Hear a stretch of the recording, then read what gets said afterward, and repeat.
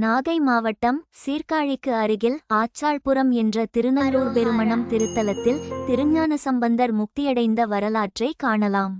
சம்பந்தருக்கும் அவரது மணப்பெண் சொக்கியாருக்கும் உறவினர்கள் முன்னிலையில் அக்னி சாட்சியாக திருமணம் நடைபெற்றது. வாழ்க்கையில் இணைந்ததால் இறைவனோடு எவ்வாறு ஐக்கியமாவது என்று எண்ணிய திருஞான சம்பந்தர் கல்லூர் பெருமணம் எனும் பதிகம் பாடினார்.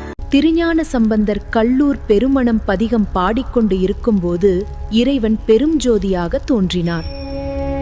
திருஞான சம்பந்தர் தனது மணப்பெண்ணின் கையை பிடித்துக்கொண்டு அந்த பெரும் ஜோதியில் ஐக்கியமாக காத்திருந்தார். இறைவன் திருஞான சம்பந்தர் அவர் மணப்பெண்ணையும் மட்டும் ஆட்கொள்ளாமல் அவர்கள் திருமணத்தை கண்ட உறவினர்களையும் ஜோதியில் இணைத்துக் கொண்டு மறைந்தார்.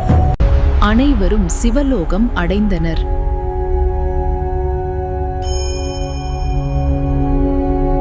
இத்திருத்தலம் நல்லூர் பெருமணம் என்று அழைக்கப்படுகிறது. இறைவன் சிவலோக தியாகர், இறைவி திருவெண்ணீற்று உமையம்மை.